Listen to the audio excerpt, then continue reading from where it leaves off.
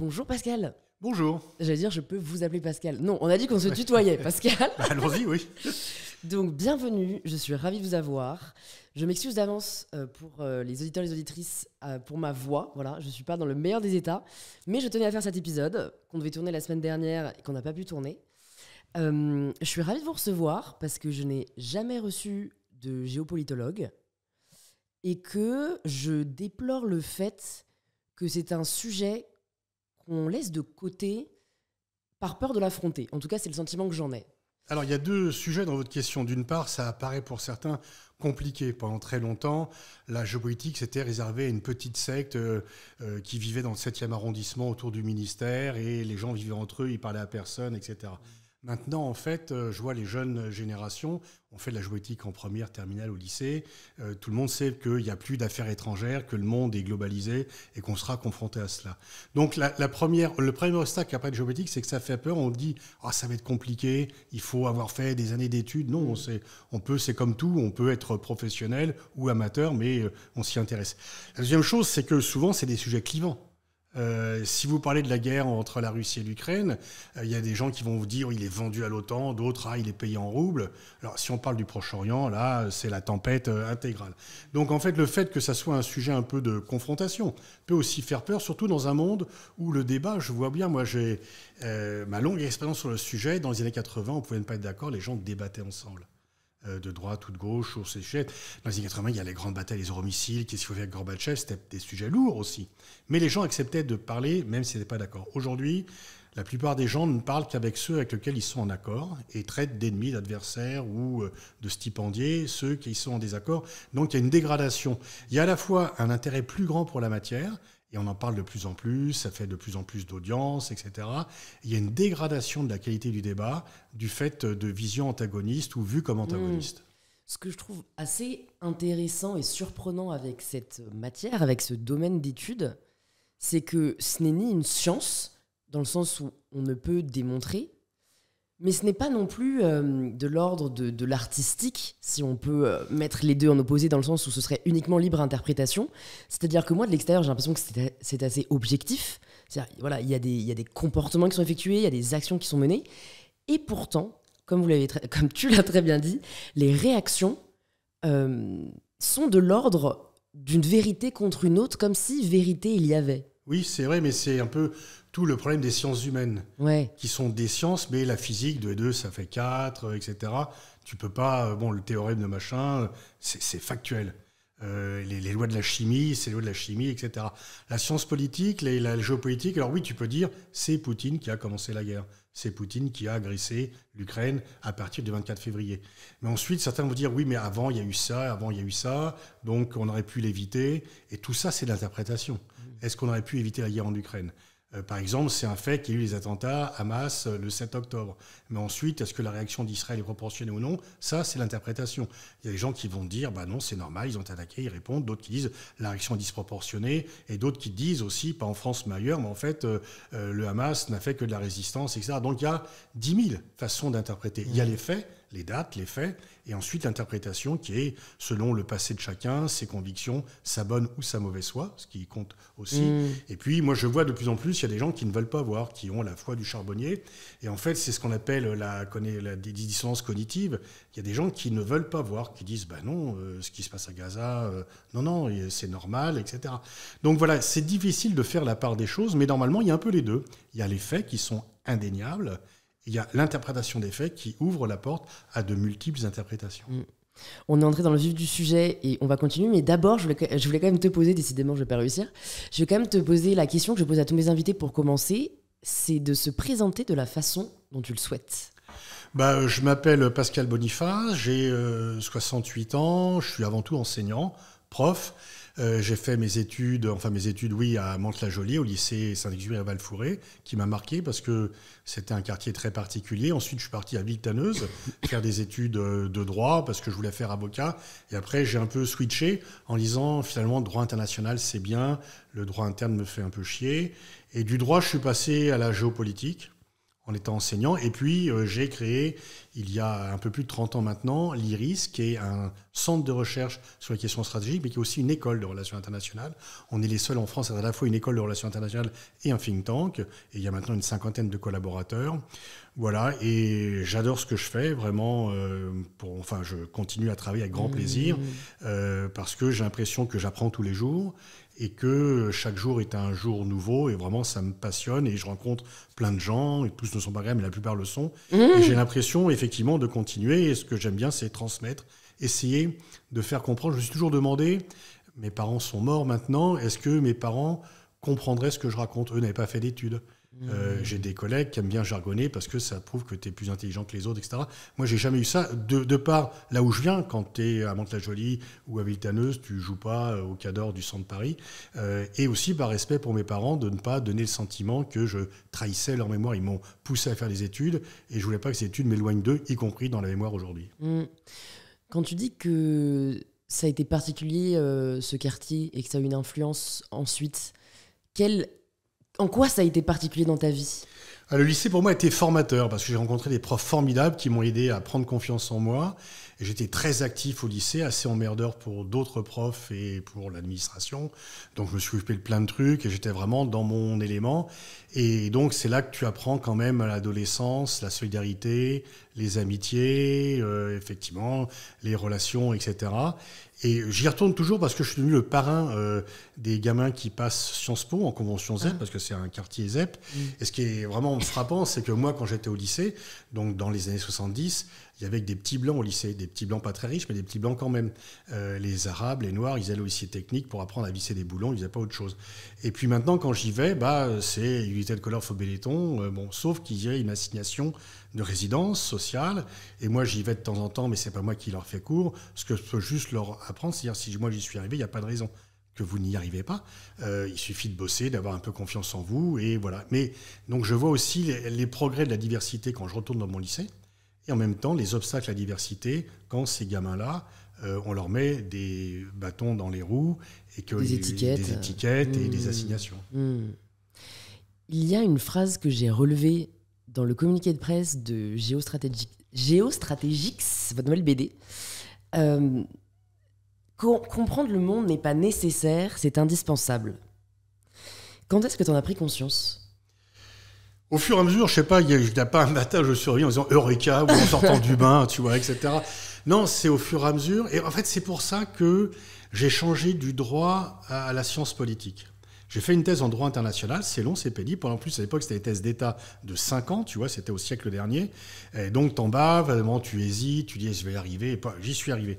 Et après, je me dis, en fait, le droit, c'est bien, ça encadre la vie internationale, de façon imparfaite, mais quand même, il faut mieux que ça existe que ça n'existe pas. Mais ça ne permet pas d'expliquer le monde. Ça ne permet pas de comprendre. Il faut passer à autre chose. Et ce qui est intéressant dans la géopolitique, c'est que c'est, alors une science humaine, c'est pas une science mais une science humaine qui picore dans différents domaines de la connaissance. Il faut avoir un peu de sociologie, un peu de géographie, un peu d'histoire, un peu de sciences sociales, un peu d'économie. C'est vraiment, tu ne peux pas expliquer la géopolitique que par la géographie. La France et l'Allemagne sont toujours voisins, ils se faisaient la guerre, ils sont maintenant alliés. Donc la géographie n'explique pas tout. Et la fameuse phrase de Napoléon que les gens font la politique de leur géographie, non, les relations extérieures, non, c'est pas vrai. La géographie, elle est immuable, mais les relations que tu as avec tes voisins ou des pays de toi, elle est très muable, elle change beaucoup. Donc en fait, j'ai compris qu'il fallait faire appel à plusieurs domaines du savoir et ne pas se limiter à un seul domaine. Et ensuite, d'ailleurs, en plus, moi, au début, j'étais très spécialisé sur les questions nucléaires. Après, je suis devenu un peu généraliste, donc je picore un peu. Je suis spécialiste de rien et spécialiste de tout en même temps. Et je trouve ça qui est génial, de passer de l'Afrique à l'Amérique latine, en essayant d'avoir une vision globale. En fait, le grand danger, c'est quand ta connaissance vient t'enfermer, que tu deviens prisonnier de ton sujet, que tu creuses profond, mais que tu vois pas large. Il faut toujours essayer, c'est ce que je dis à mes jeunes chercheurs, de temps en temps, c'est bien que vous sortiez de votre domaine de compétences. Ne faites pas toujours la même chose.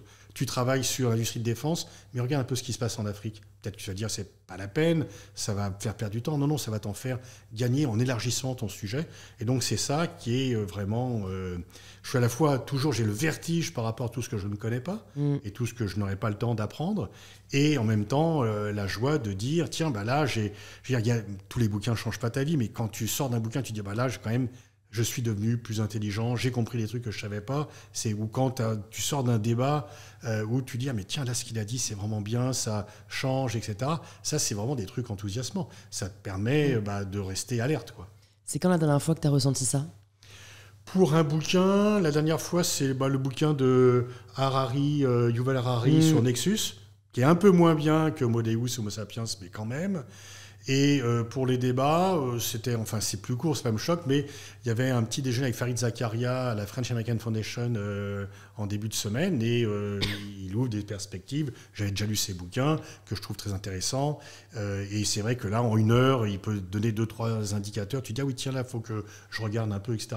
Mais en fait, tous les jours, tous les mardis, on a une réunion de l'ensemble de l'équipe de l'IRIS. Il y a à chaque fois 2 spécialistes qui viennent parler d'un sujet.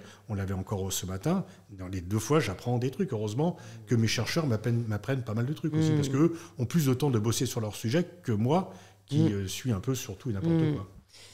Tu disais que la géopolitique, c'est un amas de différentes disciplines. Si je me fais l'avocat du diable, est-ce qu'on pourrait pas la simplifier à l'histoire du monde ?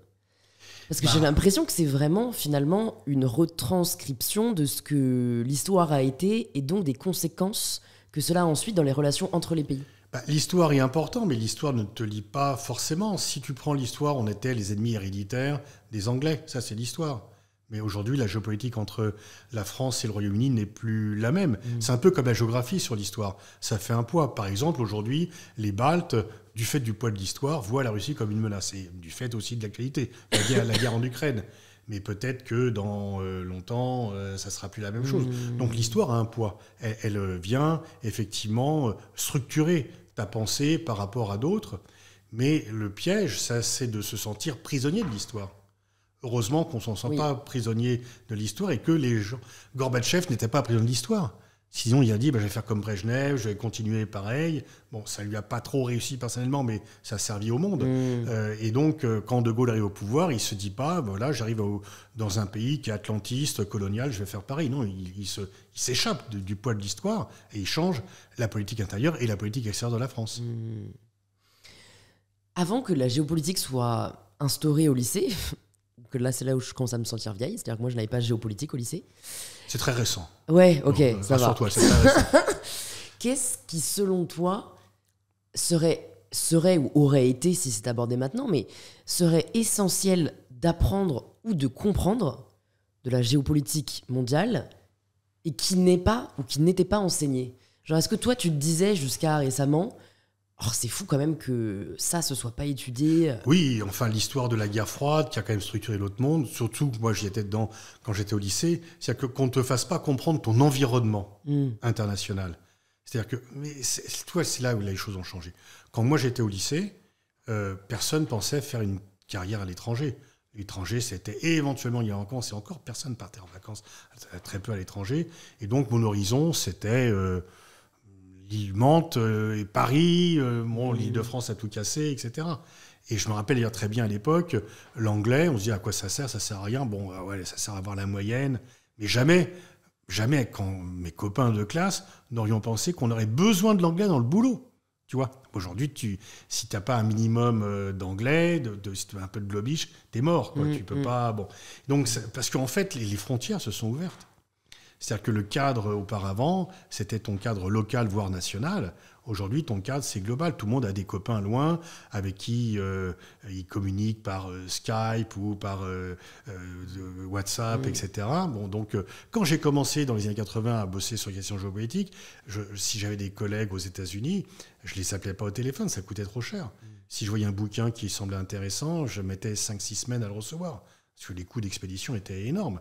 Donc en fait, tu vois bien que la globalisation qui est due à 2 phénomènes, à la fois une révolution géopolitique du fait de l'ouverture de la fin du communisme en URSS et de l'ouverture de la Chine à la globalisation, et d'autre part la révolution technologique.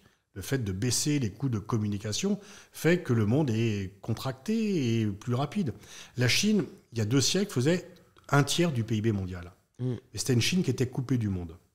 Donc en fait, tout le monde s'en foutait. Enfin, du moins, on va y aller parce qu'il y a des richesses à piquer. Ouais. Aujourd'hui, la Chine, ça fait que 18% du PIB mondial. Donc, quelque part, elle est relativement moins importante qu'il y a 2 siècles. Mais tu vois bien l'importance qu'elle a, parce qu'à 18%, elle fait peur à tous ceux qui ne sont pas chinois. Donc, c'est la différence entre un monde globalisé et un monde qui ne l'est pas. Et donc, c'est pour cela que la géopolitique, si on vit dans un monde non globalisé, c'est pas grave de ne pas connaître la géopolitique. En fait, c'était ça avant. Tu avais les généraux, les diplomates qui avaient des notions de géopolitique parce qu'ils en avaient besoin professionnellement. Mais toi, comme intellectuel, ou moi, comme prof, si ce n'était pas mon domaine, je n'avais pas besoin de savoir. Maintenant, tu ne peux pas ignorer quand même qui est Donald Trump, qui est Poutine, et même qui est Kagame, etc. Tu vois, donc c'est ça vraiment le changement. Ouais. Après, il y a ignorer, savoir et comprendre, qui sont, je pense, 3 états différents. Par exemple, si je pense à la relation entre la Chine et les États-Unis, que certains décrivent potentiellement comme une nouvelle guerre froide, je pense appréhender les faits, en tout cas je les connais, mais je ne les comprends pas, dans le sens où, moi je me dis, et j'ai même pas fait de disclaimer avant le début de l'épisode, mais je suis quand même j'ai très peu de connaissances en géopolitique, donc voilà, je m'excuse par avance pour mon ignorance. Mais de l'extérieur, je me dis, c'est fou parce que les États-Unis, notamment Donald Trump, ont ouvertement critiqué la Chine à maintes reprises. Mais au final, et la Chine d'ailleurs fait pareil, mais au final, la Chine est le premier fournisseur pour les États-Unis, et les États-Unis sont un des principaux clients de la Chine. Oui. Donc pour moi, il y a quand même donc en fait, ils n'ont aucun intérêt à avoir de mauvaises relations économiques et diplomatiques. Non, mais sauf l'ego et sauf la volonté d'être le premier.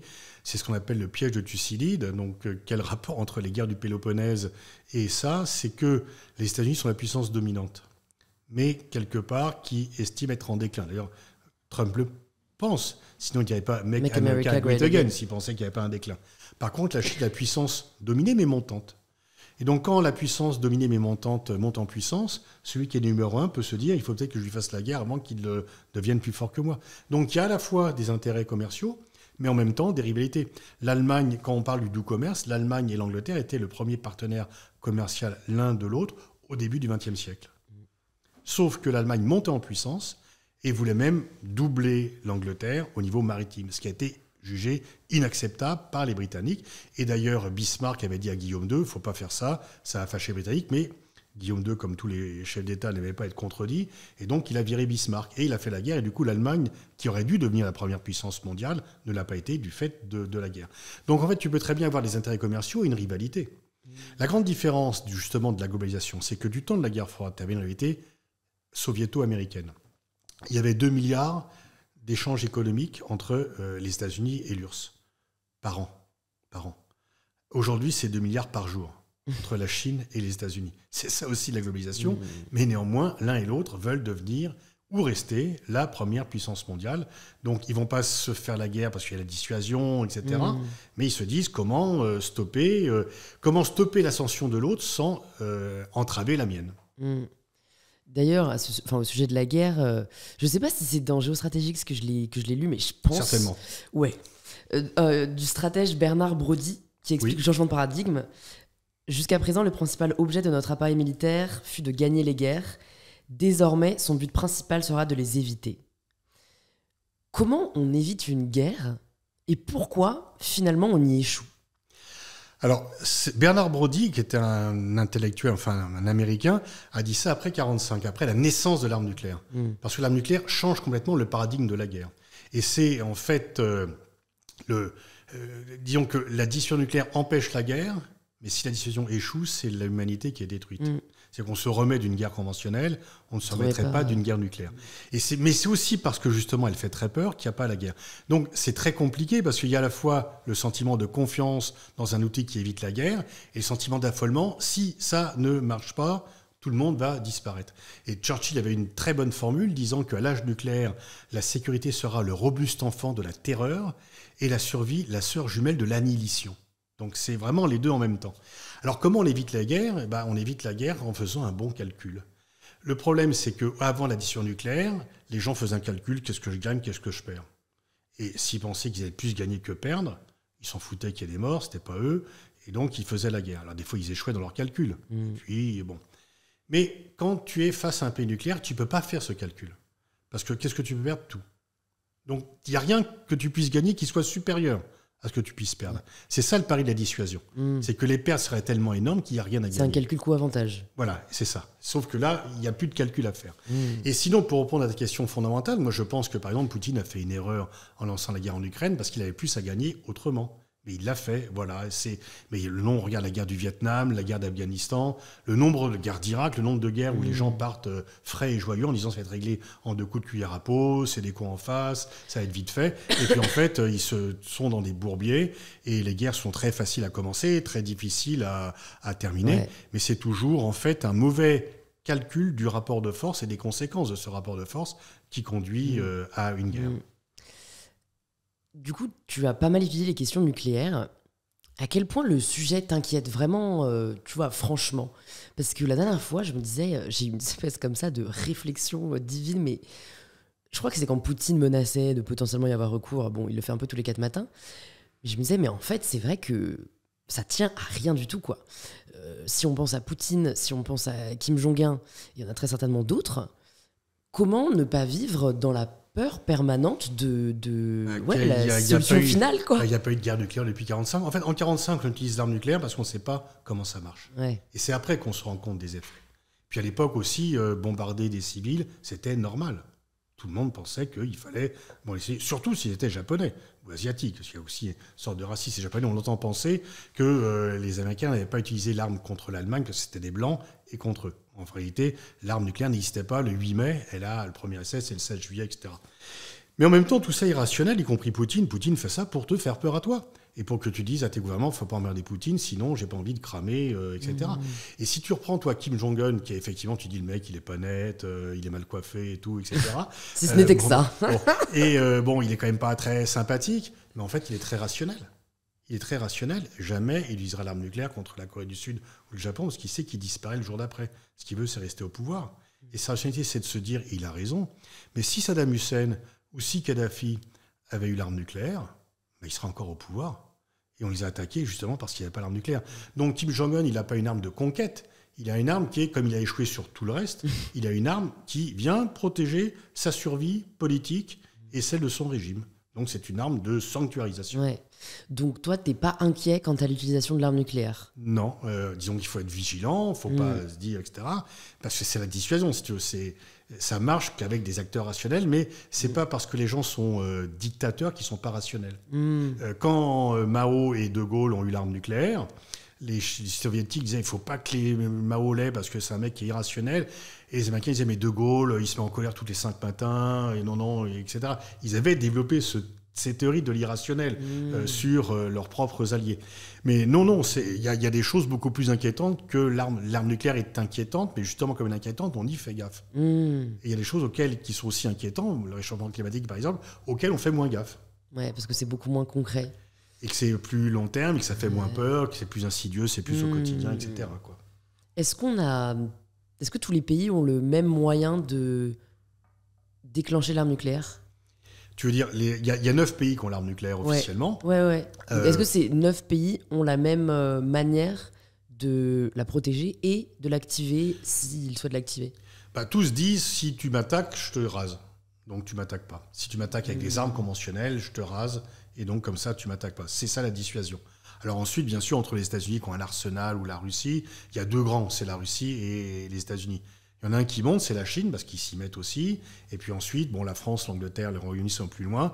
Et tu as 3 États qui ne sont pas officiellement nucléaires, mais tout le monde sait qu'ils l'ont. C'est l'Inde, le Pakistan et Israël, plus la Corée du Nord, plus récemment, mais qui, la Corée du Nord le claironne pour qu'on ne vienne pas les emmerder et que Kim Jong-un ne finisse pas pendu comme Saddam ou dans un tuyau à se faire dépecer comme Kadhafi. Est-ce que la seule dictature qui reste, c'est la Corée du Nord? Oh non, malheureusement, il y en a bien d'autres. Il y a par exemple l'Érythrée qui est... Disons qu'en fait, des fois dans le langage, on dit pays totalitaire. Un pays totalitaire, c'est pas ça. La Corée du Nord est un pays totalitaire. Les autres sont des dictatures, des régimes autoritaires. La différence entre les deux, c'est simple. Dans la Chine de Mao, si au sein de la cellule familiale, un enfant entendait ses parents dire du mal de Mao, il allait au commissariat, là, au local du Parti communiste, il disait papa il a dit ça, ou maman il a dit ça, ou si la nana avait marre de son mec, la procédure express de divorce, c'était à dire mon mari a dit du mal de Mao. Et le mec était emmené. Et c'était, voilà, ça c'est totalitaire, tout le monde est bien pareil et tout. Un pays autoritaire, tu peux pas trop gueuler, mais tu peux le faire. La Corée du Nord est un pays totalitaire, toujours. L'Érythrée également. Le Rwanda, peut-être pas, mais tu peux pas critiquer le régime, sinon tu te fais accéder d'être génocidaire. Et donc il y a en fait, oui, 2 pays. Et l'Afghanistan est redevenu un pays totalitaire depuis que les talibans sont revenus au pouvoir. C'est là que tu ne peux rien dire et tu ne peux même pas te promener pour les femmes au sens etc. propre. Oui, c'est ça. Rien donc, dire. Et tu ne peux rien faire de toute façon. Donc là, pour moi, il y a aujourd'hui 3 pays totalitaires, l'Afghanistan, l'Érythrée et la Corée du Nord. Le reste, c'est une gamme de pays autoritaires, dictatoriaux, mais avec quand même des espaces d'expression très mesurés.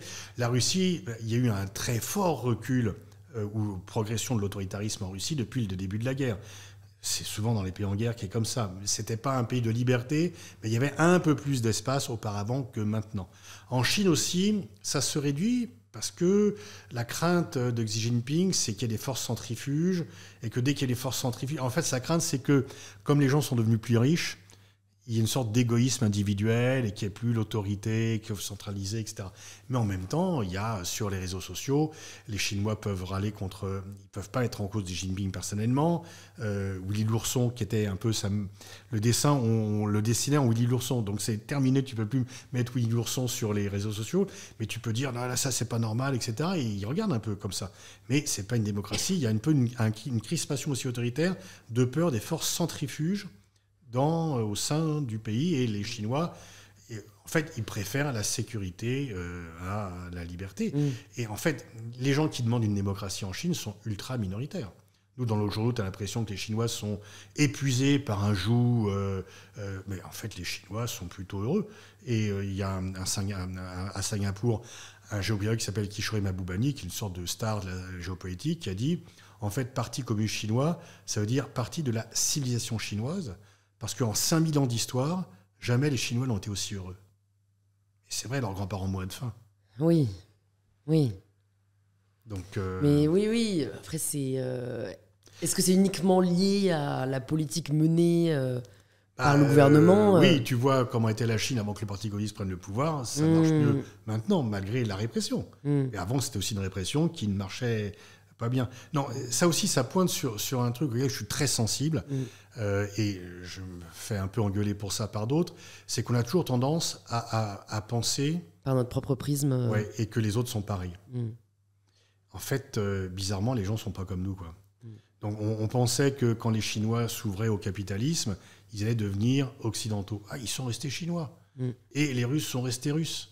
Et donc, tu peux pas. Et nos bonnes âmes occidentalistes qui vont faire des leçons de morale tout en les piétinant par eux-mêmes vont dire, ben non, mais ils vont juger. Je veux dire, la grande erreur, tu vas en Afghanistan, tu fais des cours sur les droits LGBTB, ça plaît pas trop aux mecs, ils en sont pas à ce stade-là, et tu imposes... Tu calques un schéma occidental sur une société qui n'a pas du tout les mêmes bases. Donc c'est artificiel. Ça ne marche pas. La démocratie, ça se construit de l'intérieur. Moi, il y a une phrase de mon poète et chanteur préféré, qui est Léo Ferré, que j'adore, et je trouve qu'il devait être appris, chacun devrait réfléchir. Ce qu'il y a d'encombrant dans la morale, c'est que c'est toujours la morale des autres. Et donc on ne se met jamais à la place des autres. Et se mettre à la place des autres, ça ne veut pas dire accepter forcément. C'est que c'est pas... Je ne vais pas accepter la règle des talibans. Mais si je ne la comprends pas, je ne pourrais, y compris pas, la combattre. Donc, il faut quand même toujours comprendre pourquoi les gens pensent cela. Parce qu'en fait, chaque pays, chaque société a un ADN géopolitique qui est lié justement par rapport à ce que tu disais tout à l'heure, à son histoire, à sa géographie, à sa culture. Et tout ça fait que si les Allemands ou les Coréens du Sud ou les Brésiliens ne pensent pas comme les Français, c'est pas parce qu'ils sont plus vicieux ou plus cons, c'est qu'ils sont pas comme nous. Je comprends totalement ce que tu veux dire. Mais l'exemple de l'Afghanistan m'a fait réfléchir. Quand je vois ce qui est en train de se passer, donc les troupes américaines se sont retirées, je crois, en 2021. Oui. Quand je vois ce qui se passe depuis, le recul des libertés fondamentales, des droits de l'homme avec un grand H, en fait, ça me pose une question qui me met moi-même très mal à l'aise, parce que je n'ai pas la réponse, mais c'est, finalement, doit-on regarder et ne rien faire sous prétexte que c'est leur pays? Certainement pas. leurs croyances. Non. Mais d'un autre côté, l'ingérence n'est pas forcément la solution. Donc, je suis assez démunie face aux solutions. Non, mais ça, je te rejoins parfaitement. Et je prends un autre exemple avant de revenir en Afghanistan. Regarde au Soudan. Tu as 2 généraux félons qui se font la guerre sur le dos de la population uniquement pour accaparer les richesses du pays. C'est les civils qui souffrent, comme toujours. Et nous, on ne va pas envoyer les troupes, on regarde ça un peu impuissant. Pour revenir à l'Afghanistan, en 2001, les Américains débarquent. En 2021, ils se barrent. Et entre-temps, ils ont dépensé 2000 milliards de dollars. Le PIB annuel de l'Afghanistan, c'est 20 milliards. Tu vois. Donc, ils ont dépensé en 20 ans 100 ans de PIB pour virer les talibans et pour être virés par les talibans. Et s'ils avaient un peu compris, s'ils s'étaient mis... Bon, je veux dire, là, bien sûr, il faut couper les relations avec les talibans, il ne faut pas accepter cela, mais le changement viendra de l'intérieur. On ne va pas envoyer des troupes. Mais le problème, c'est qu'on a voulu imposer de l'extérieur des règles qui ont été vues comme une ingérence étrangère qui n'a fait que faciliter le retour des talibans, parce qu'eux, ils ont pu se présenter comme des résistants. Et en plus, les démocrates qu'on a mis au pouvoir étaient corrompus jusqu'à la moelle. Et donc, en fait, les gens disaient, quand les talibans sont arrivés au pouvoir en 96, parce qu'ils sont arrivés au pouvoir en 96, ils ont été virés en 2001. En fait, les Afghans disaient, bon, c'est mieux parce que c'était qui était au pouvoir? C'était les seigneurs de la guerre qui avaient un droit de cuissage sur qui ils voulaient et qui rançonnaient, qui pillaient. Les talibans ont imposé leurs lois sévères, horribles, mais voilà, ça, ils ont amené la sécurité. Puis après, les gens disent, quand même, on ne peut pas jouer au foot, on ne peut pas faire de musique. Bon, ils ont voulu autre chose. Donc là, les Afghans, ce qui est très grave, c'est que, par exemple, comme les femmes ne peuvent pas faire d'études et qu'elles ne peuvent pas être examinées par un homme, qui va soigner les femmes? Il n'y aura pas de médecin femme. Et bon, enfin, je veux dire, c'est une société folle. C'est une société folle. Mais ça sera aux Afghans de résoudre ça. Nous, ce qu'on peut faire, c'est aider l'opposition. À chaque fois que tu as un système comme cela, tu ne peux pas débarquer avec des troupes aéroportées pour dire on vous construit une démocratie façon Ikea. Non, mais il faut aider et donc être en contact, aider l'opposition, faire passer les infos, etc. Mais pas imposer. Donc on a trop calqué artificiellement des schémas et cette action a été contre-productive. Quel rôle peuvent jouer les institutions internationales qui, de l'extérieur, moi je me dis franchement, c'était une bonne idée de les créer. Parce qu'en effet, il faut bien une espèce d'arbitre pour, vu d'en haut, qui puisse s'assurer que, notamment, les droits de l'homme avec un grand H soient appliqués.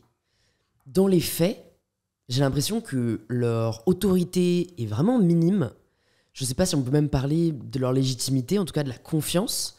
Et du coup, je me demande, toi, tu as dû réfléchir à la question bien plus que moi, mais qu'est-ce qu'on peut mettre en place pour assurer une forme, pas forcément d'harmonie, parce que je pense que c'est utopique de se dire qu'il n'y aura plus de guerre, mais à minima, de s'assurer que les droits et les libertés fondamentales soient respectés dans le monde? C'est la différence entre la société internationale et une société nationale. En France ou dans tous les pays, tu as des lois qui sont votées, elles sont aussi violées, mais quand tu les violes, tu as le droit à une sanction, parce que tu as une police, un juge qui vient, donc tu as quelqu'un qui fait la loi, quelqu'un qui surveille qu'elle soit appliquée ou pas violée. Si elle est violée, il te prend et il te fait juger. Tu n'as pas ça au niveau international, parce que chacun est l'égal de l'autre.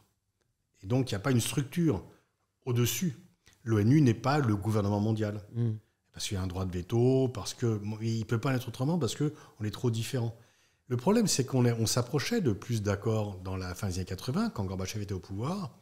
Mais une fois que les Occidentaux ont tout obtenu de lui, réunification allemande, retrait d'Afghanistan, des armes nucléaires, il leur a demandé une aide économique pour réussir la perestroïka, ils ont dit non fume. Enfin, plutôt, John Major, qui était Premier ministre anglais, a dit mais aider l'Afghanistan, c'est arroser le désert. Aider l'URSS, c'est arroser le désert. Et comme ils avaient tout obtenu, ils l'ont laissé tomber.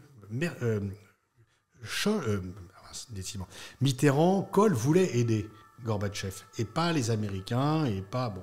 Et donc, du coup, tu as eu le coup d'État pro-communiste, puis ensuite les scénarios au pouvoir. Et en fait, les Américains triomphaient parce que l'URSS, qui était puissante, était divisée en 15 États. Et ils pensaient manipuler Yeltsin. Ils s'est dit, c'est génial, on va tout dominer, le monde devient unipolaire. Mais c'est cette volonté de dominer la Russie qui a créé Poutine. Parce que Poutine, qui est agressif par rapport à l'Occident, le vit comme une revanche par rapport à l'humiliation des années 90 et 2000 de la Russie. Le PIB a diminué de moitié les Américains donnaient des instructions presque aux Russes. Et on cite souvent la phrase de Poutine selon laquelle la plus grande catastrophe géopolitique du XXe siècle a été la disparition de l'URSS. Mais il y a une phrase qui, moi, à mon avis, marque mieux sa perception, c'est que la grande erreur des Russes, après la fin de la guerre froide, est d'avoir fait confiance dans les Américains, et que la grande erreur des Occidentaux, c'est d'avoir pris cette confiance pour de la faiblesse. Et dès que Poutine a pu refaire sa force, eh ben, il y en a profité. Moi, pendant un temps, j'allais à des réunions autour de Gorbatchev, que Gorbatchev organisait une fois qu'il avait quitté le pouvoir, parce que je connaissais bien son ancien porte-parole. Et j'ai entendu Mikhail Gorbatchev, pour lequel j'ai la plus grande admiration, dire plusieurs fois qu'il avait été abandonné et trahi par les Occidentaux, qu'il n'avait pas aidé jusqu'au bout. Parce qu'il se disait, c'est mieux qu'on ait, plutôt que d'avoir une URSS qui soit toujours communiste, on n'aime pas trop ça, même si Gorbatchev est un partenaire, c'est mieux qu'on ait 15 États, que ça soit éclaté, parce que jamais ils pourront nous menacer de nouveau. Et on regarde où on en est. Est-ce qu'on pourrait imaginer, et est-ce que c'est souhaitable, d'avoir un gouvernement mondial ? Bah oui, parce qu'on peut dire on a une société mondiale, mais on n'a pas de gouvernement mondial. C'est ça qui est un peu paradoxal, ouais. Paradoxal, et normalement, on devrait dire il y a une majorité, on fait des lois, etc. En même temps, c'est vrai qu'on n'est pas à un stade où l'appartenance nationale ne signifie plus rien. Et je crois qu'il y a assez peu de nations qui seraient prêtes à dire bah non, je suis plus français, je suis mondial, quoi. En fait, on a plusieurs identités. Moi, je me sens habitant du 11e, parisien, francilien, français, européen et citoyen du monde. Oui. On a plusieurs identités cumulatives. Mais c'est vrai que... Mais le problème n'est pas tellement le droit de veto, les institutions. Le problème, c'est la rivalité de puissance. L'ONU, s'il n'y avait pas cette rivalité entre la Chine et les États-Unis, entre la Russie et les Occidentaux, l'ONU marcherait très bien. Sur le tapis, ça marche sur les règles, etc. Ça marche très bien. Le problème, c'est que les rivalités... Tu avais une grande rivalité Est-Ouest pendant 45 ans après la Seconde Guerre mondiale jusqu'au début, fin des années 80. On s'est dit, c'est génial, il y a une guerre mondiale. Et les Américains se sont dit, c'est génial, il y a un monde unipolaire. Et comme on est démocrates, un monde unipolaire dirigé par les Américains, c'est un monde sans guerre. En oubliant qu'ils étaient un peu nationalistes quand même et qu'ils ne vivaient pas que pour les autres. Et donc, les autres se sont rébellés, se sont disant, mais non, nous, on a des deux... La Russie s'est réveillée et la Chine a commencé à monter en puissance en disant on ne va pas accepter que les Américains se fixent l'agenda. Le grand problème pour nous occidentaux, c'est qu'on a fixé l'agenda international pendant 5 siècles. À partir de ce qu'on a appelé de façon complètement débile les grandes découvertes, on n'a découvert personne, les mecs étaient là avant nous. C'était plutôt les grands massacres. À partir des grandes découvertes qui ont vraiment une expression très européocentrée, on a la première mondialisation, c'est une européanisation du monde. On a dominé le monde. Pendant 5 siècles, on a dominé le monde. Cette domination, paradoxalement, s'arrête au moment où on pense triompher. L'URSS, qui était la menace du monde occidental pendant 5 décennies, disparaît. On s'est dit, c'est génial, le monde est à nous. Et on ne voit pas que les autres se lèvent, qu'il y a la globalisation et que le reste... donc les non-occidentaux, n'entendent plus se laisser guider les règles, l'agenda par les puissances occidentales. Et donc, on était omnibulé par l'Est, on n'a pas regardé le Sud. Elle sert à quoi exactement, la DGSE ? C'est la direction... générale de la sécurité extérieure, d'empêcher les puissances ennemies de nuire à nos intérêts. Parce que je sais qu'elle existe sous une forme similaire dans chaque pays, mais... c'est assez flou pour, je pense, le commun des mortels. Quels sont vraiment leurs champs d'action ? Sur quoi travaillent-elles ? Quelles sont leurs missions ? Alors, tu as 2 services de renseignement. Tu as la protection intérieure et la protection extérieure. DGSE, c'est la protection extérieure. Alors, ils servent en fait à regarder ce qui se passe dans le monde et à conseiller le gouvernement de ce qui pourrait être dangereux. Donc, par exemple, ils disent, dans tel pays, il y a monsieur machin qui est peut-être une personne d'avenir. Alors, en fait, tu as des espions... officiel, mais le but des ambassadeurs, c'est aussi ça, de surveiller, eux, officiellement. Bon, en fait, tu as le renseignement ouvert et le renseignement fermé. Le renseignement ouvert, c'est que tu vas discuter avec un ministre, tu vas lire le journal du pays, tu dis, dans ce pays, il se passe tant, tu fais la synthèse de toutes les informations, tu bosses sur la documentation ouverte. Les services de renseignement peuvent bosser sur de la documentation fermée en cherchant à obtenir des renseignements, etc. Alors, c'est pas toujours, toi, le microfilm que tu vas chercher, etc., mais ça peut aussi exister.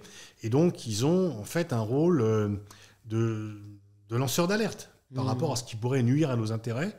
Et qu'est-ce que l'on fait pour défendre les intérêts français ? Donc, ça peut être aussi contacter des personnes pour faire de l'influence auprès de ces personnes pour qu'ils aient une position plus pro-française. À quel point leur rôle est essentiel dans la stabilité des relations internationales ? Et quelle serait pour toi des missions ou des rôles qu'ils devraient endosser pour renforcer cette stabilité ? Alors, est-ce qu'elle est indispensable ? En fait, comme tous les pays en ont, chaque pays pense qu'elle est indispensable, peut-être pas pour la stabilité du monde, mais pour sa stabilité à lui, quoi. Donc, en fait, c'est vraiment... chacun pense que c'est indispensable d'en avoir, de qualité peut-être inégale, c'est indispensable d'en avoir.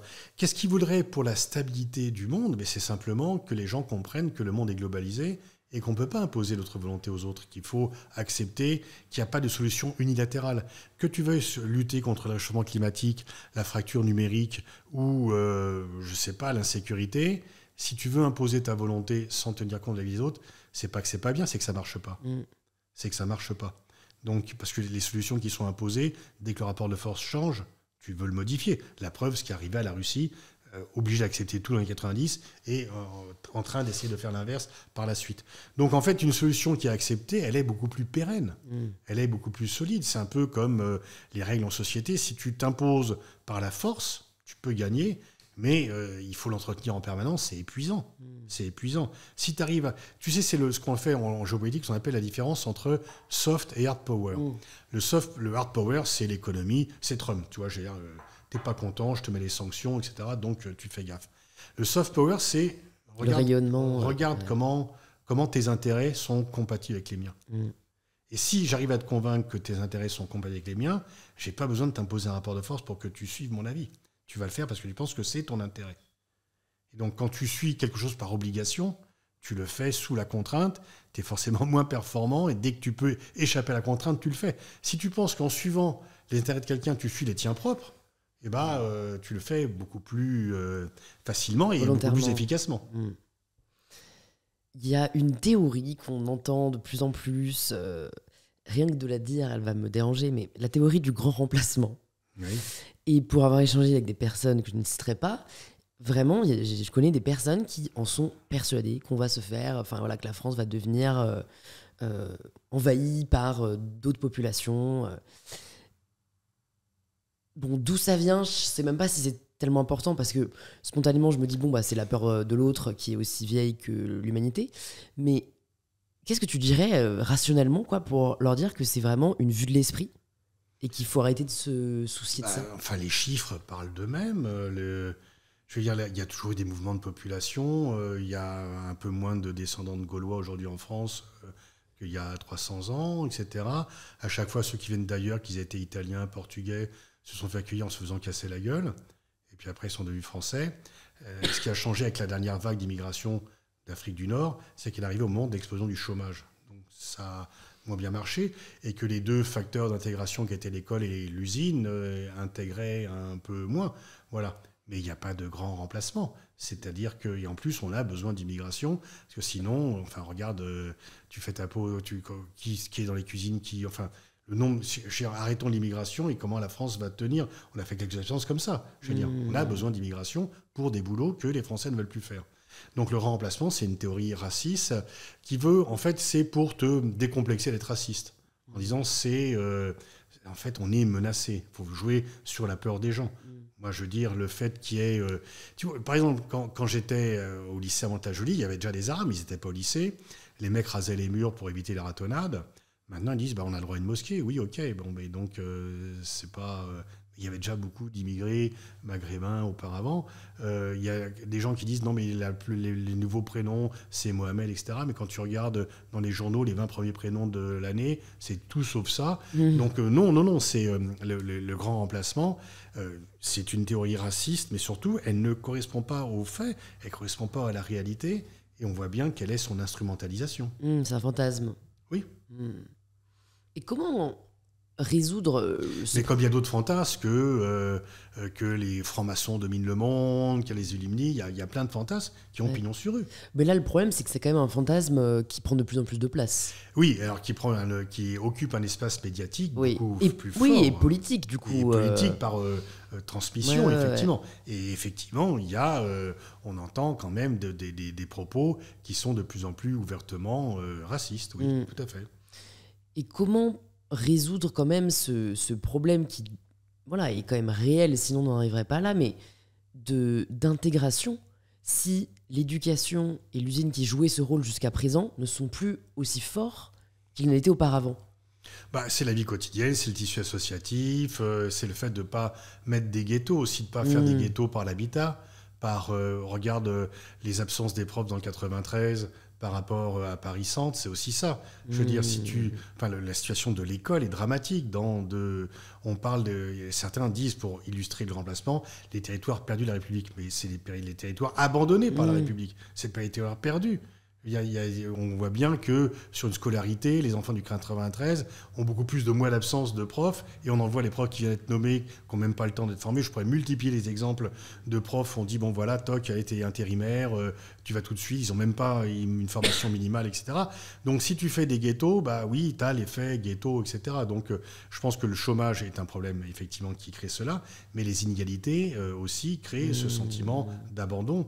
Et une fois encore, il y a plus de territoires abandonnés par la République que de territoires perdus de la République. Quel pays tu regardes avec admiration ? J'allais préciser, mais en fait, j'ai même pas envie de préciser, tout court. Écoute, le pays qui me fascine le plus, que je l'adore, c'est la Corée du Sud. Alors, je sais que on a un point commun. Bon, je ne dis pas ça pour... Charlie Soyo. Non, je parle pas, mais moi, j'ai dû aller, pas rapidement, enfin, toi, rapidement, j'ai dû y aller peut-être 25 ou 30 fois. Moi, je suis admiratif de ce pays qui était entièrement détruit. En 1953, entièrement détruit. Tu vois des photos de Séoul en 1953, c'est pas... Bon, ils se sont relevés, c'est une vraie démocratie, ils l'ont encore prouvé dans l'exemple récent. Et c'est un pays, tu as une vraie société civile, ils ont quand même viré 2 présidents en cours de mandat parce qu'ils essayaient, etc. Tu as des syndicats forts, les mecs qui manifestent, ils s'arrêtent au feu rouge, etc. Et ils nettoient tout par terre. Et donc j'ai un vrai respect pour ce pays, pour ce qu'il est devenu par rapport d'où il est parti après la guerre. Alors ensuite, le problème de ce pays, c'est sa natalité. C'est une vraie menace pour lui.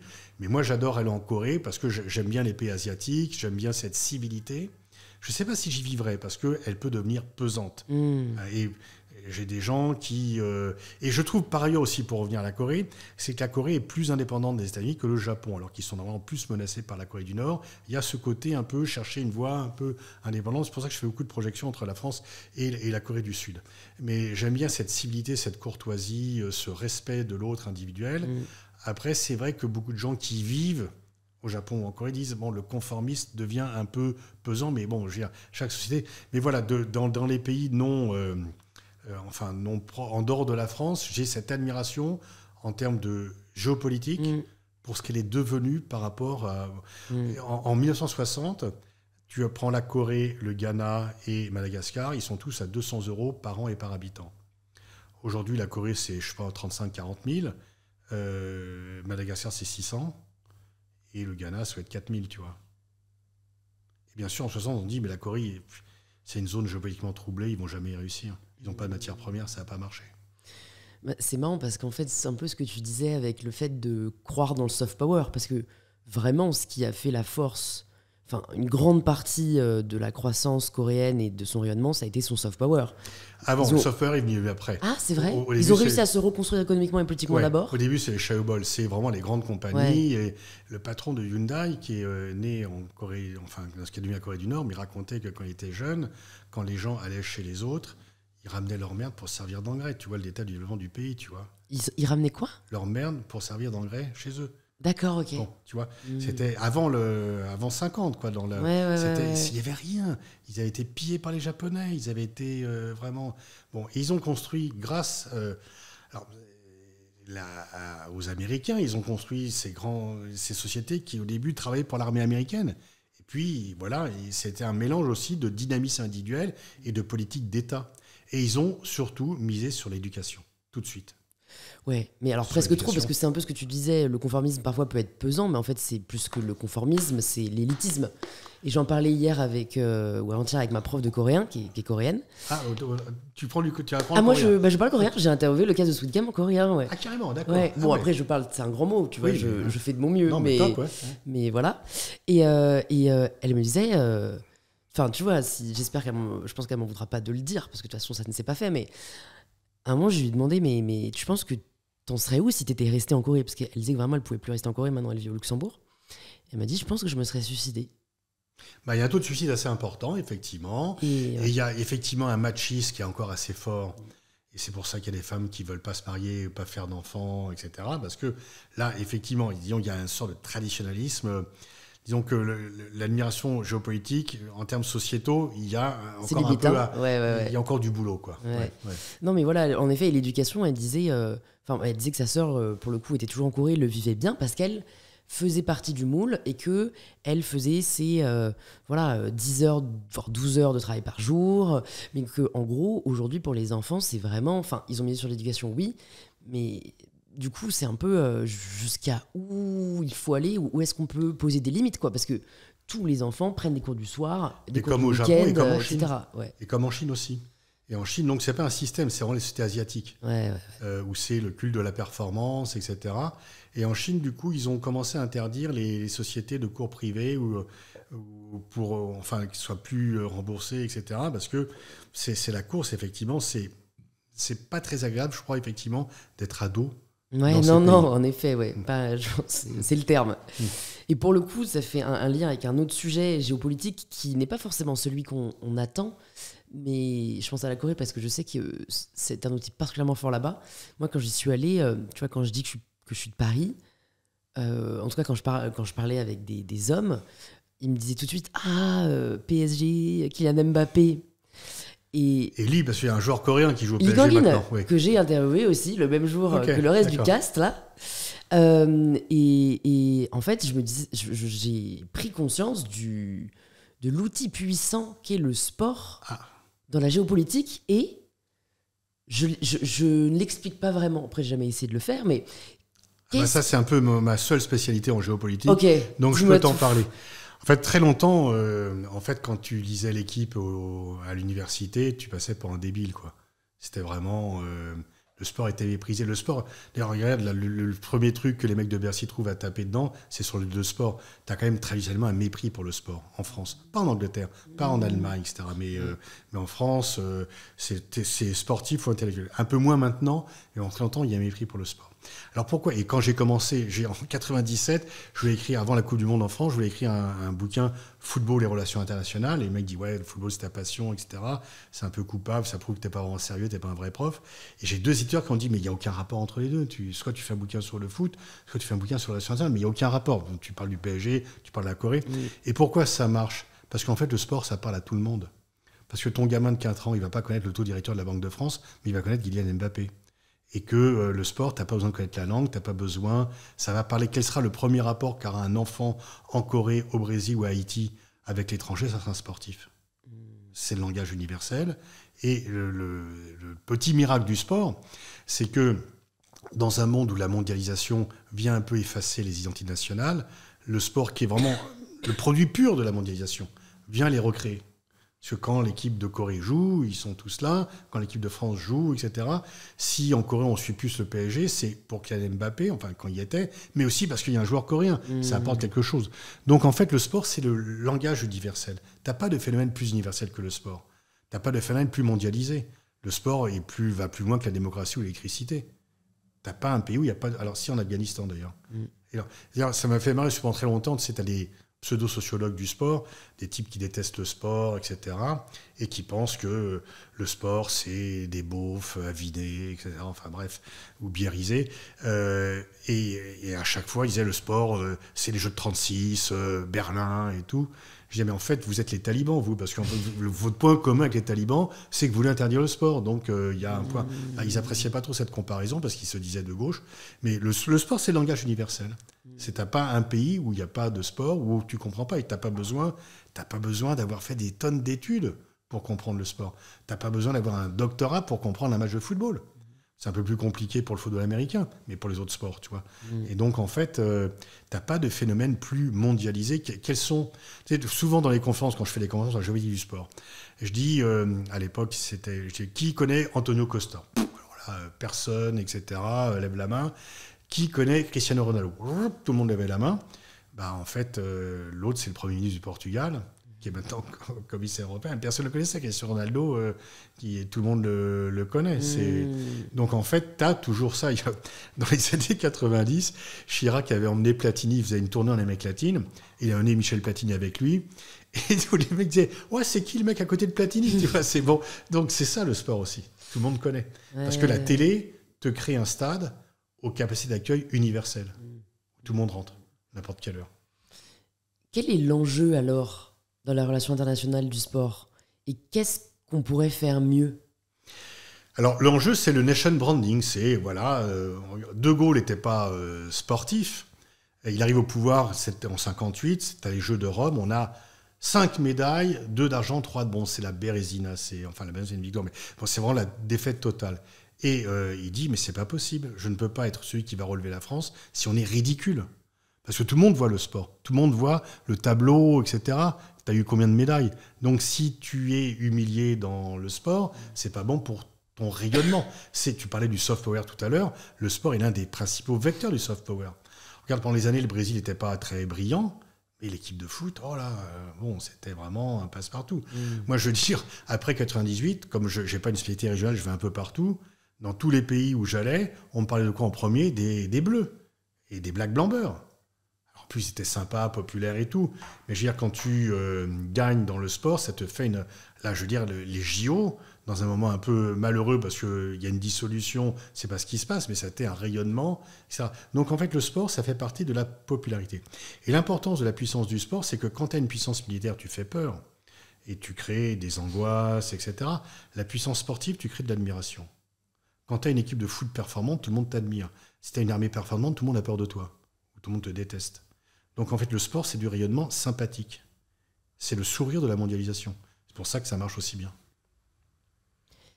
Est-ce que si demain, la France entre en guerre, on est prêt?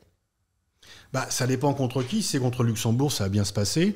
Si c'est contre la Russie, c'est pas grave, ils ont encore long à venir avant d'arriver chez nous. Là, je plaisante qu'à moitié. Donc, j'entends des gens qui disent on n'est pas prêt à affronter une guerre majeure. Mais qui va nous faire la guerre majeure? Il faut qu'on soit prêt, bien sûr, pour l'éviter, mais bon, pas pour l'instant. Des fois, tu te demandes si Trump n'est pas plus une menace plus importante pour notre sécurité que Poutine. Poutine, je veux dire, quand on dit qu'il faut faire attention à faire la guerre, il n'est pas capable d'avoir toute l'Ukraine. Avant qu'il arrive en Pologne et en Allemagne, il y a du chemin à faire quand même. Toi, c'est pas. Ouais. Donc, bon. Donc, alors, on est prêt à En fait, le problème par rapport à ta question, c'est que sur la période récente, on faisait des interventions militaires extérieures. C'est que tu vas en Afrique, tu vas dans tel endroit, tu ramènes des otages ou tu rétablis un chef d'État qui s'est fait dégommer. Donc, ces interventions extérieures, dans les rien, c'était assez gérable. En fait, maintenant, on s'est fait lourder parce qu'on s'est allié à des gens qui étaient peu recommandables. S'il y avait une guerre majeure contre la Russie de Poutine, on ne serait pas seul. Oui. La France ne va pas être attaquée seule. Et en plus, une fois encore, il faut quand même qu'il ne va pas dire « je fais la guerre à la France, bon, Polonais, Allemands, laissez-moi passer, et je ne fais rien chez vous, etc. » Puis ensuite, on dit on a l'arme nucléaire, donc ça additionne normalement.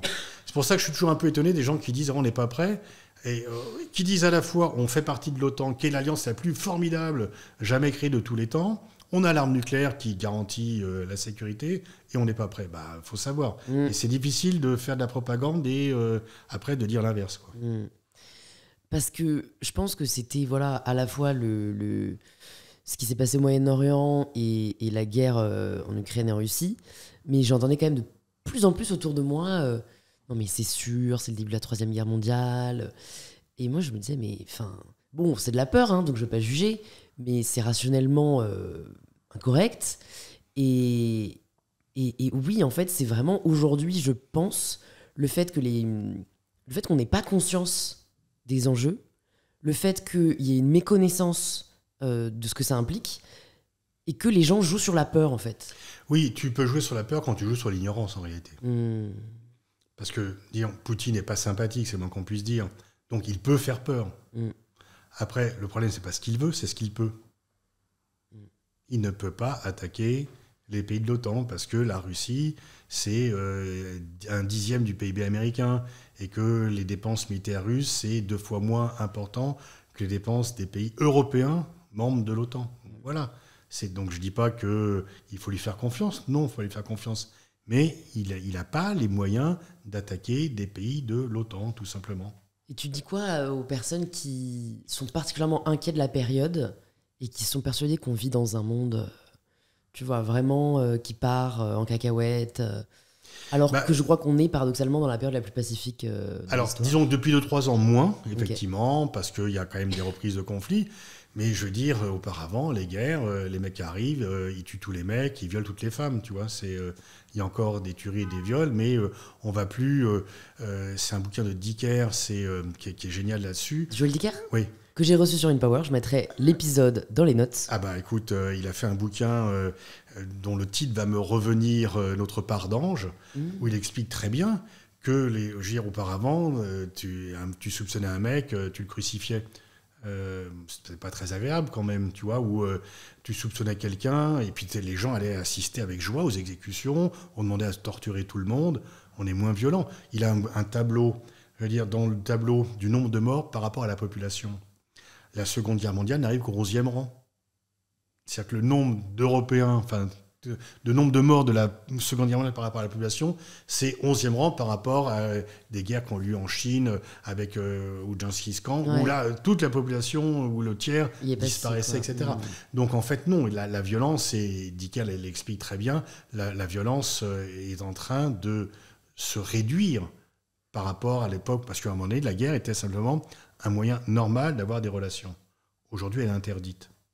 Alors, ça ne veut pas dire qu'il n'y a pas, parce que c'est comme le code de la route. On le viole, mais il faut mieux qu'il existe plutôt que chacun n'en fasse qu'à sa tête. Et le fait qu'il soit interdit limite quand même l'usage. Et elle est en même temps régulée, parce que c'est un droit de la guerre. Tu peux tout faire. Alors, tout le monde ne respecte pas, mais quand tu respectes pas, tu peux avoir la Cour pénale internationale, etc. Donc, en fait, l'époque est moins violente qu'il y a quelques siècles, bien sûr. Quand tu dis la guerre est interdite, c'est écrit constitutionnellement ? Oui. C'est la charte de l'ONU. La charte de l'ONU, tu n'as que l'usage de la force dans les relations internationales est interdit, sauf 2 exceptions. Décision du Conseil de sécurité de l'ONU, donc il ne faut pas qu'il y ait de veto, et légitime défense. Donc tu es attaqué, tu as le droit de te défendre. Voilà. Ok. Pourquoi on ne parle pas plus des conflits qui ont lieu, je pense au Congo et c'est au Soudan ? Oui. Alors que c'est tout aussi violent et... Ah bah c'est même sacrément plus violent. Enfin, c'est quand même... moi, ça me... Et on est beaucoup, en effet, à pas... Mais en effet, je dis ça et d'un autre côté, bon, on a Écoute, tellement peu d'infos dessus. J'ai fait 2 vidéos sur ma chaîne YouTube sur le Congo, justement, la RDC et le Soudan. Et pour moi, c'est pas des guerres oubliées. J'ai reçu le docteur Mukwege pour un podcast, etc. J'en parle souvent parce qu'effectivement, on en parle moins. Alors, il y a 2 cas différents. Pour le Congo, on en parle moins parce que c'est le Rwanda qui est à l'origine de plusieurs des choses, et que on va pas mettre en accusation un pays avec lequel on est un petit peu en difficulté. Et donc Kagame jouit d'une relative impunité qui commence à s'effriter.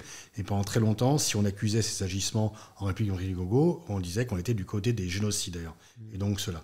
Et au Soudan, en fait, c'est 2 généraux félons qui se battent. C'est loin. Pour l'instant, il n'y a pas de risque d'émigration massive. Et donc, on s'en fout, quoi. Voilà, les médias s'en foutent, etc. Et en fait, c'est ça, moi, je dis souvent, on parle des valeurs universelles, mais en fait, c'est complètement hypocrite. On en parle quand ça nous concerne. Regarde les Ukrainiens. On dit, c'est scandaleux, ils ont les mêmes voitures que nous. Bon. Et donc, on n'avait pas le droit. Et tout le monde a dit, quand même, on bombarde les Ukrainiens, c'est pas bien, etc. C'est des crimes de guerre, ce qui est vrai. Mais quand Israël le fait, là, silence radio, plus rien. Là, les mêmes... Dans ce cas-là, tu parles de tes intérêts. Mais quand tu parles de valeurs universelles et que tu les appliques de façon sélective, tu perds ton crédit. C'est hypocrite, c'est faux. Donc tu peux dire, la Russie est un adversaire, l'Ukraine est un allié, donc je suis du côté de l'Ukraine. Et en plus, il est vrai que la Russie a violé le droit international. Mais tu ne mets pas en avant des valeurs quand tu les appliques de façon sélective. De façon toujours, la morale, c'est que c'est toujours la morale des autres. Et toi, tu arrives à ne pas lier, associer tes convictions personnelles ou tes intérêts d'ailleurs avec les faits ? J'espère que non, j'essaye de penser contre moi-même, j'ai des convictions effectivement qui sont plutôt, faut mieux respecter le droit international, c'est une protection et il vaut mieux respecter les gens, mais je peux me tromper, je pense que je n'ai jamais menti. J'ai jamais dit quelque chose que je savais faux pour emporter l'adhésion ou pour défendre une cause. Je peux ne pas dire tout ce que je pense, mais je pense tout ce que je dis. Mais tu as des gens qui ont des intérêts particuliers, communautaires ou autres, ou des gens qui ont la mauvaise foi du charbonnier, qui vont dire, qui agissent, c'est ce qu'on appelle le campisme, donc ils agissent plus comme des supporters d'un club de foot que comme des intellectuels. Donc je suis pour la Russie, parce que, je sais pas, construction intellectuelle, plein d'objets, de sujets, je vais nier que la Russie commet des crimes de guerre et je vais nier que c'est la Russie qui est à l'initiative de la guerre. Moi, j'ai toujours dit qu'on avait commis plein d'erreurs à l'égard de la Russie après la fin de la guerre froide, ce qu'on disait tout à l'heure, et que de fait, cette guerre aurait pu être évitée. Alors quand je dis ça, on dit que je suis poudilâtre, mais je dis également que aucune de ces erreurs qui sont nombreuses, aucune de ces erreurs ne justifie la guerre. Et donc, du coup, on dit que, je me suis, voilà, comme je veux faire carrière, je me suis rallié à l'OTAN, etc., etc. Non, je pense pas, enfin, il y a plein de gens qui pensent que je suis anti-israélien. Non, moi, je suis pro-israélien, mais les Israéliens qui font la paix, B'Tselem, les ONG, etc., Rabin, quand il faisait la paix, pas les mecs qui veulent raser Gaza, quoi. C'est pas... Donc, et pro-palestinien, non, je suis anti-Hamas, mais je pense que les Palestiniens, comme les autres, ont le droit à un État. C'est, voilà. Alors après, une fois encore, on peut se tromper. J'ai commis des erreurs d'analyse, etc. Notamment, je pensais, après les accords d'Oslo, que la paix était irréversible entre Israéliens et Palestiniens. Je me suis trompé. Mais je n'ai jamais, honnêtement, certains ne vont pas me croire, mais je n'ai jamais menti pour emporter... Et c'est vraiment ce que j'en discutais un jour avec un de mes amis, Michel Viviorca, qui lui est sociologue, et je lui disais, Michel, est-ce que tu as déjà menti pour la bonne cause, comme on dit, pour dire, ah non, mais il était horrifié que je lui pose la question. Jamais, parce qu'en fait, si tu commences à mentir, après, tu perds ta crédibilité. On parle souvent du complotisme en disant, oui, c'est du complotisme, mais à partir du moment où tu as des types qui te disent qu'il y a des armes nucléaires en Irak et c'est pour ça qu'il fallait faire la guerre, et qu'après tu vois que les armes de destruction massive sont en fait des armes de disparition massive, et qu'on a menti, tu perds confiance dans les gens qui te disent ça. Ouais. Bon. Et moi, j'ai fait, suite à ces mensonges, j'ai fait un bouquin qui s'appelle Les intellectuels faussaires. Je démontais les mensonges de pas mal de gens. Et du coup, c'est eux qui m'en ont voulu et qui veulent plus que je fasse trop dans les émissions des copains. Et eux ont toujours pignon sur rue, etc. Mais bon, non, il y a un vrai combat pour la vérité. Et on fait du fact-checking, mais en fait, souvent, il y a des opérations. Tout le temps, dans les relations, les gens font de la communication. Enfin, dès qu'il y a une guerre, la première victime, c'est la vérité. Avant les civils, c'est la vérité. Mais donc, il faut espérer de faire ce métier honnêtement et de ne pas être pris. Moi, je veux dire, je mets au défi quelqu'un de dire que j'ai menti. Voilà. Une fois encore, je ne dis pas tout ce que je pense, mais je pense tout ce que je dis. Comment on pense contre nous-mêmes ? Accepter le débat contradictoire. Ne pas accepter que de débattre avec des gens qui disent « Ah, formidable », etc. Accepter le débat contradictoire. Accepter d'être un peu mis en cause. Moi, je ne fais jamais un papier sans l'avoir fait relu par un collaborateur, etc., pour être sûr que je ne me laisse pas aller à la facilité, pour être sûr d'avoir un deuxième avis, ou par des amis, mon entourage, etc., avoir toujours un deuxième avis, et accepter quand tu as eu tort de le reconnaître. Je veux dire, par exemple, je ne pensais pas que Poutine ferait la guerre contre l'Ukraine, se lancerait dans la guerre contre l'Ukraine. Parce qu'il n'y avait que 160 000 soldats à la frontière. À l'époque, il y avait 40 millions d'Ukrainiens. Tu ne maîtrises pas un pays de 40 millions d'habitants avec 160 000 hommes. Et puis, bon, c'était pas son intérêt, enfin, je voyais, etc. Mais d'ailleurs, à l'époque, Hélène Carrère-Lancos, Védrine, Fabius, je ne connaissais personne. Qui pariait là-dessus. Oui. En fait, et alors bientôt dire, ah, regarde, Boniface, il se trompe toujours, il n'a pas prévu que Poutine ferait la guerre, mais il y a les Américains qui disaient que Poutine... Mais Zelensky lui-même n'y croyait pas. Bon, donc, et en fait, je dis, c'est pas moi qui me suis trompé, c'est Poutine. C'est-à-dire que j'ai mis... Rationnellement, il n'aurait pas dû faire la guerre. Et la preuve, il est quand même dans la merde maintenant, il va gagner des territoires, mais il a beaucoup plus perdu. Mais bon, je me suis trompé. Je ne vais pas le masquer. Je me suis trompé. Il y a des gens qui nous ont raconté qu'il y a des armes nucléaires en Irak, qui fait intervenir, qui te disent maintenant, j'ai jamais dit ça. Quelles sont selon toi, les réelles menaces qui pèsent sur nous actuellement ? La première, c'est le réchauffement climatique, parce qu'il n'y a pas de plan B, il n'y a pas de planète B, etc. C'est pas la Terre qui est menacée, c'est l'humanité. Alors c'est un danger à long terme, chacun peut dire, voilà, comme ce film qui était génial, etc., dont j'ai oublié le nom. Don't Look Up. Don't Look Up, et qui montre bien le négationnisme de certains qui prennent ça à la rigodade ou à la légère. Ça, c'est vraiment le principal obstacle, la principale menace qui pèse sur nous. Et puis, je crois que c'est le refus de l'autre menace. Le refus de l'autre, tu parlais du grand remplacement, les guerres, les affrontements, c'est par la volonté de domination et le refus de l'autre qui crée des affrontements parce que l'autre ne peut pas accepter d'être refusé. Et que tu peux refuser l'autre si tu vis entre toi, dans une tribu éloignée, mais dès que tu as une période de globalisation, tu ne peux pas vivre dans un... Si tu refuses l'autre, alors pars au fin fond de l'Amazone, pars au fin fond de la Papouasie-Nouvelle-Guinée, là tu peux refuser l'autre.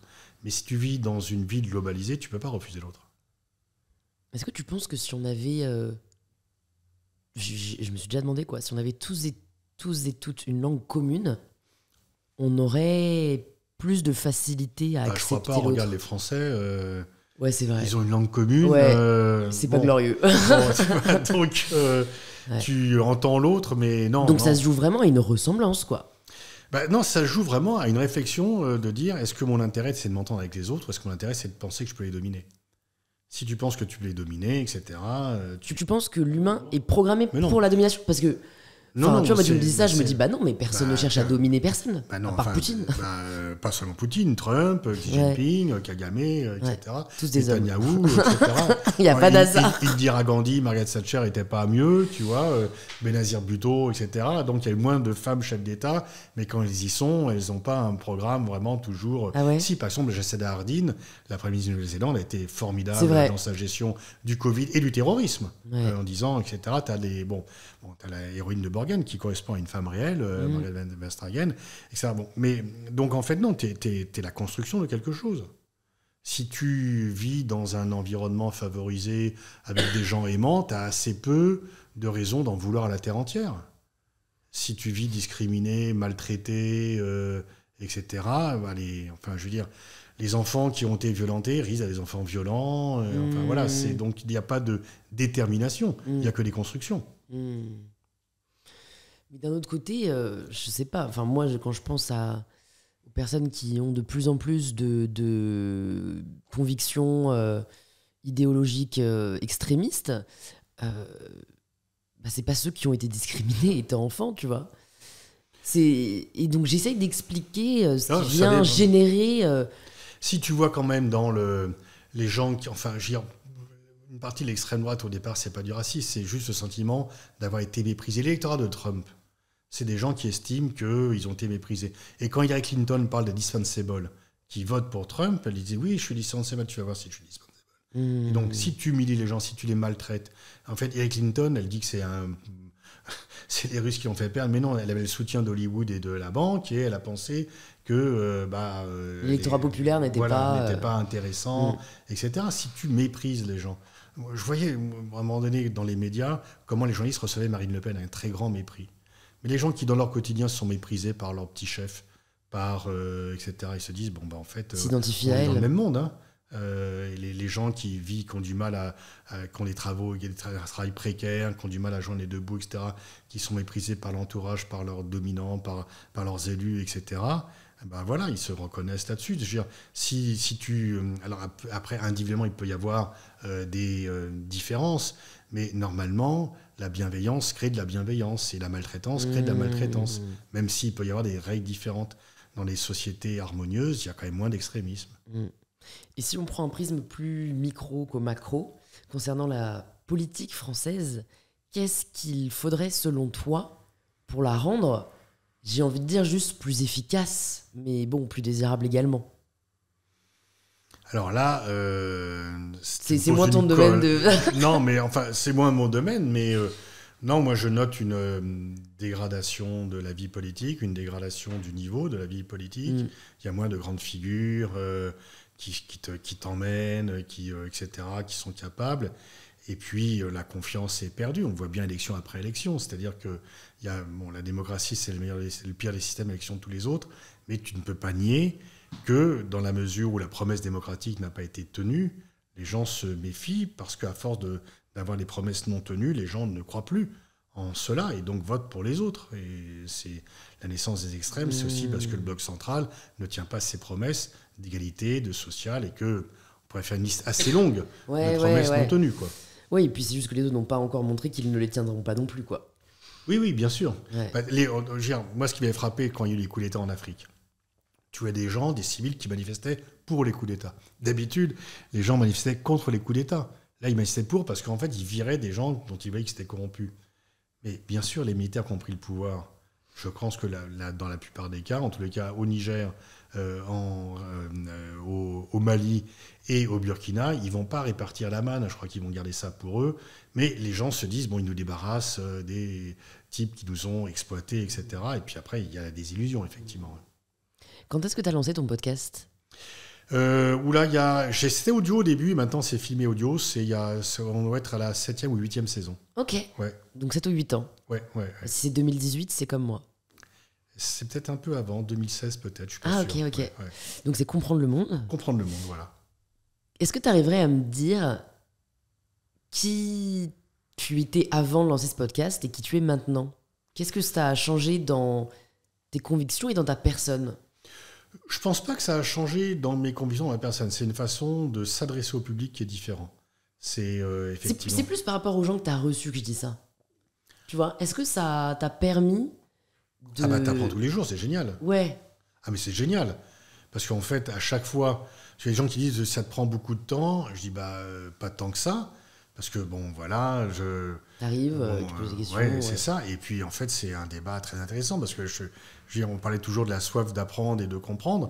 Comme j'ai un casting assez différent et j'essaye à chaque fois d'inviter des gens qui ont quelque chose à dire et qui ne sont pas dans la communication ou qui ont quelque chose à dire et pas un truc à vendre, j'apprends à chaque fois. Donc des fois, je les réécoute d'ailleurs. Enfin, certains. Parce que, souvent, je les réécoute parce qu'en fait, je ne sais pas si ça te fait pareil, mais quand tu interviews, tu te souviens pas forcément de...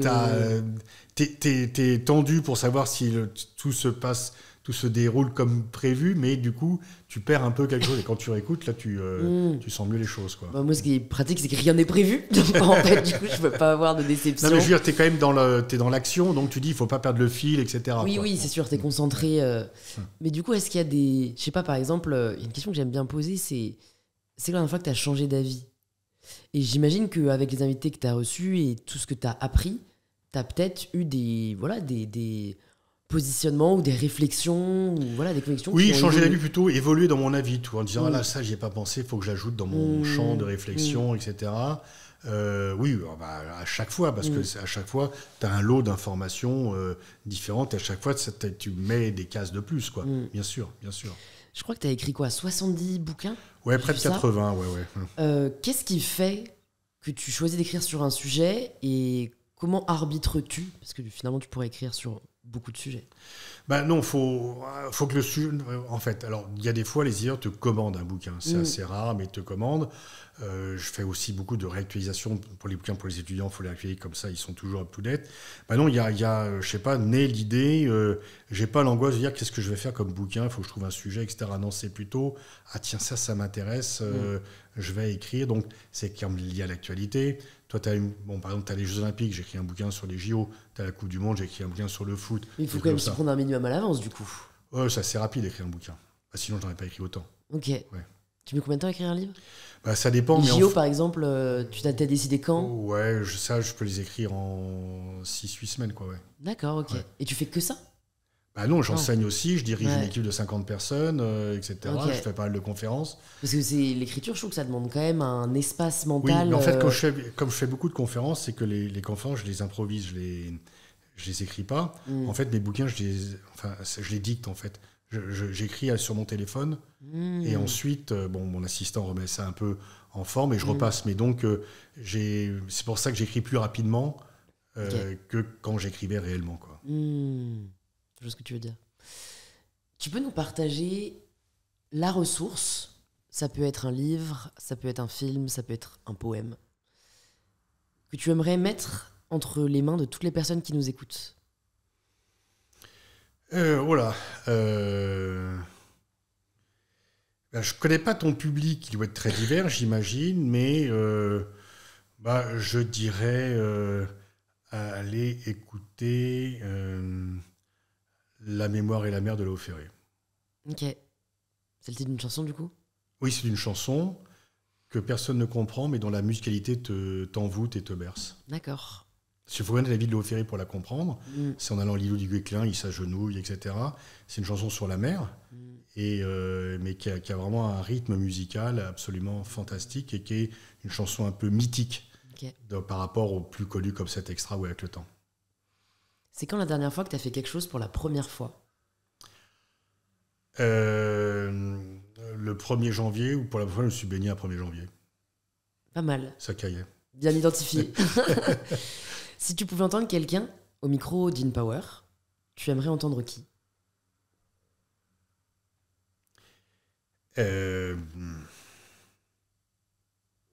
Edgar Morin. Ok. Ouais, je pense qu'en plus, on avait dû l'avoir quand même un moment dans le pipe. Défi à relever. Et enfin, je vais te poser la dernière question du podcast. Si jamais demain, tous tes ouvrages étaient amenés à disparaître, il n'y aurait plus tes conférences, il n'y aurait plus de traces de ton travail, et tu pouvais uniquement écrire sur un petit carnet les 3 enseignements fondamentaux que tu as appris au cours de ta vie et que tu aimerais laisser en héritage, qu'est-ce que tu écrirais ? Déjà, connais-toi toi-même et tes limites, connais les autres et leurs avantages. Et la 3e, profite de la vie. Ok. Ça t'est venu facilement, t'as pas eu à réfléchir. Ouais, je sais pas, j'aurais peut-être trouvé de choses de mieux, mais... non, mais c'est très bien. Je trouve que c'est... Généralement, les gens se creusent, Ouais. Qu'est-ce que je vais dire ?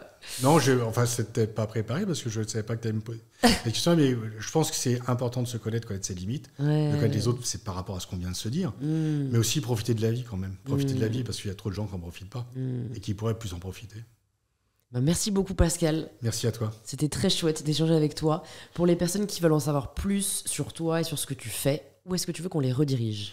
Sur le site de l'Iris ou sur mon podcast que tu as gentiment cité, Comprendre le monde sur YouTube. Je mettrai ça dans les notes. T'as pas Instagram ? Si, bien sûr, aussi. Oh, voilà, super. Et TikTok aussi, d'ailleurs. Et TikTok aussi, waouh. Oui. Et pour un vieux, tu sais ça que tu veux dire, non ? Aussi. Pour un vieux sur TikTok, c'est ça qui t'étonne, non ?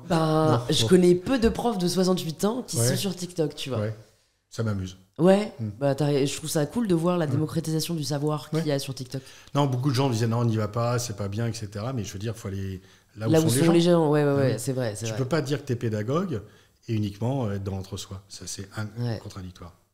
Je plus sois. Merci. Merci à toi.